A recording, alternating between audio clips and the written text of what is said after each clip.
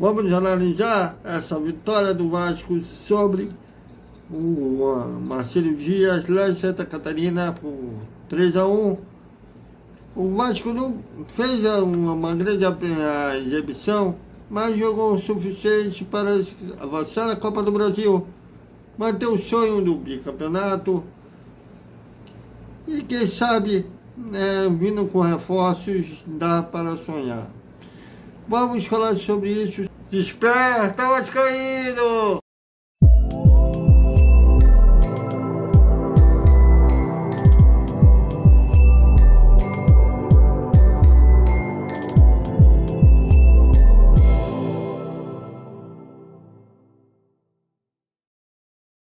Salve, salve, galera!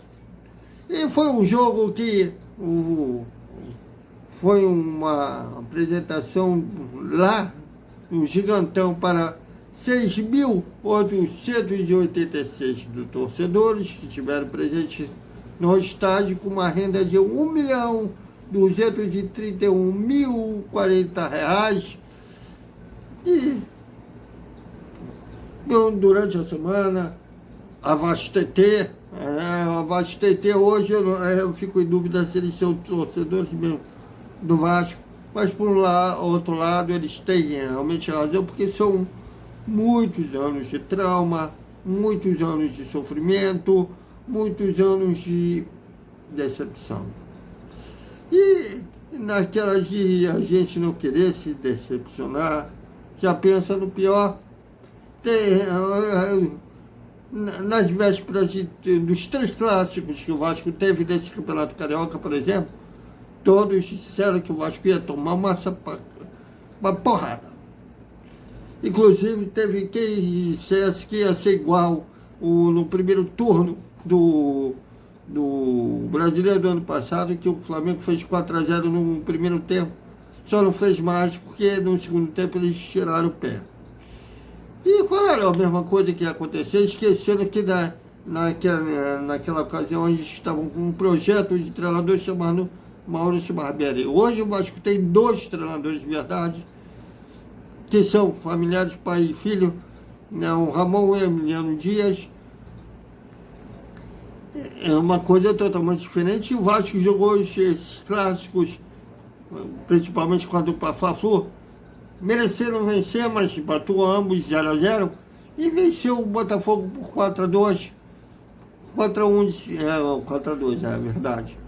E eu acho que o Vasco hoje tem, eu já falei isso, de complexo de vira-latas.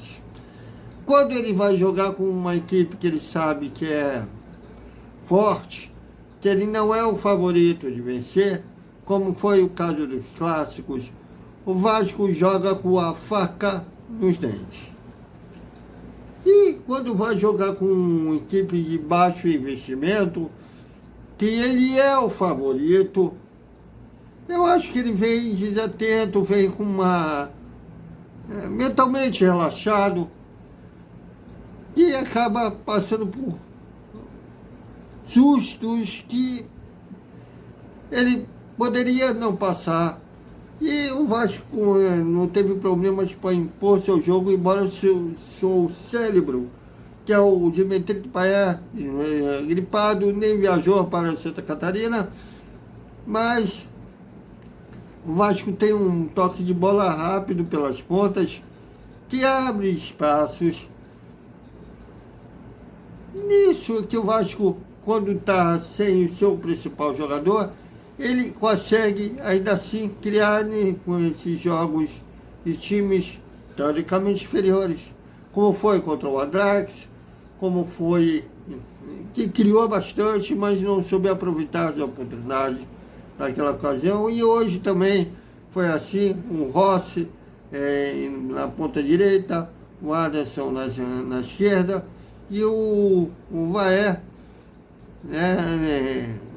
podendo circular na área adversária. O Vaé, aliás, ele é um cara que ele tem que ser aplaudido em todo jogo, porque ele é daquele argentino raiz que joga com raça em todos os jogos, não importando Inclusive nos amistosos lá no Uruguai, ele jogava como se estivesse jogando pelo seu prato de comida.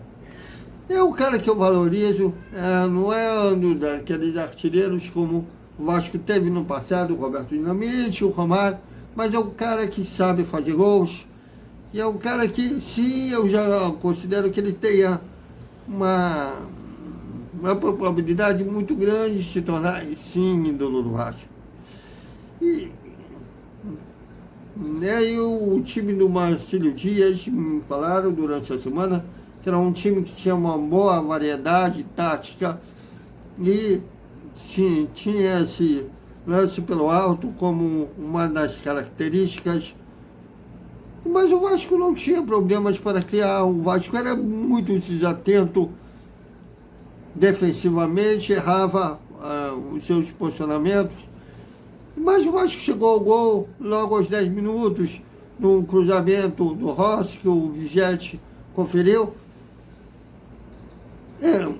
Era para aproveitar o desespero do Marcílio Dias, certo? Já que o Marcílio Dias, no caso aí, precisava virar o jogo para se classificar, eles teriam que, não tinha jeito, eles teriam que se abrir. E aí é aquilo que eu falo, o Vasco teve um pane, né, disso, deixou o adversário gostar do jogo, e no cruzamento de duas bolas desviadas, a cabeçada do Zé Ricardo, que empataram o jogo. Aí foi um susto da Vastetê, eles têm razão de uma certa maneira, porque o Vasco já foi eliminado durante a Copa do Brasil de times ruins, né, teoricamente ruins, crise de Abraoma. Ano passado, o ABC, na segunda fase, que o Vasco passou agora. Inclusive, no ano passado, o Vasco passou da primeira fase, tomando um susto diferente dessa fase, mas vou chegar lá. E no empate, o time acordou e não teve muitos problemas para chegar no segundo gol, e um lance de bola parada que a defesa do Marcílio Givioma tirou parcialmente, o Alisson bateu de primeira, botando o Vasco na frente de novo. Aí o Vasco deu espaços para tentar contra-atacar, mas nessa coisa o Vasco voltava a ter problemas de atenção. Numa dessas, o Paulo Henrique deu a bola para o adversário, tentou dar aquele lega-lega para tentar ir para o ataque, né? Foi intercoar, não sei para quem, não lembro para quem, se foi para o Léo, mas jogou no pé do adversário, que quase resultou gol do Marcílio Dias. Mas depois daquele susto, deve ter tomado um esporro do Emiliano Dias no vestiário. A defesa, que estava toda desatenta, deve ter levado bronca. Inclusive, teve alterações no intervalo. Saiu entrou o Safosa e entrou o Cocão. Saiu o Zé Gabriel e saiu... Eu nem lembro quem saiu também para a entrada foi o Zé Gabriel e saiu... Nem lembro agora quem. Saiu também, seja quem for, não lembro. Mas houve alterações no intervalo do jogo. E também entrou o Praxedes depois, um Praxedes. Entrou o DVD no lugar do Rossi. Entraram bem na partida. E nisso o Vasco foi tocando bem a bola pelas pontas. Numa dessas, de que até teve participação no início da jogada do Jet, e o Gamares enfiou a bola em profundidade, o David fez o terceiro gol. Enfim, é aquilo que o Vasco precisa de reforço, principalmente no meio para frente, principalmente no Campeonato Brasileiro, que esse time não vai ter essa facilidade que teve hoje, né, sem um meio de criação, um campeonato forte como o Campeonato Brasileiro, vai ter problemas, então precisa de reforços, mas é um time que eu considero melhor que dos últimos anos, comparar os últimos anos do Vasco, que teve Raniel, é um dos melhores, se não o melhor. Tem possibilidade do Vasco, eu não falo em chegar na final da Copa do Brasil, mas chegar pelo menos até a fase dos times brasileiros que estão disputando a Libertadores, as quartas de final, dá para chegar lá, mas tem que ter cuidado, todo cuidado a pouco, ainda mais com os times de baixo investimento, nessa segunda fase que será em São Januário, também jogo único, seja lá o vencedor de Água Santa e Superintendência. Terá que ter cuidado para não ser traído como foi no ano passado. Agora, eu acho que o Ramon ainda vai colocar o time no esquema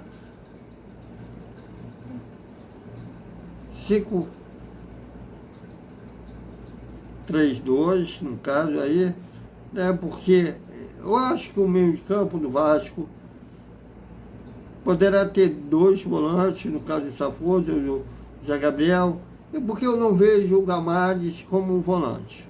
Ele sem a bola, ali na marcação, ele é perdido. Ele tem uma boa distribuição com a bola nos pés. Ele não tem, o problema dele é o jogo sem a bola. Ele faz parte daquele camisa 8 do passado, do tipo do Giovani, não estou falando da qualidade técnica, pelo amor de Deus. Eu estou falando da característica do Giovani, do Gerson Canhoto Senhor, que era aqueles volantes, camisa 8 do passado, não marcavam ninguém, mas decidiam jogos com as bolas nos pés. E eu acho que o Gamades é um tipo de um jogador dessa característica. Então faria um meio de campo com o Zé Gabriel, o Safosa, o Baé e o Gamades. Porque no Campeonato Brasileiro não vai dar para abrir mão de volante, cão de guarda, posso dizer, de contentação. Mas hoje deu para o gasto, né, essa vitória por 3-1 no Marino Dias. E agora o pensamento na semifinal, na rodada final da Taça Guanabara, né, para carimbar de vez a classificação para a semifinal do Campeonato Carioca, de aguardar esse vencedor de Lagoa Santa e Juminense. Mas valeu pela vitória. Podia ter vencido de forma mais tranquila se a defesa estivesse numa noite mais atenta.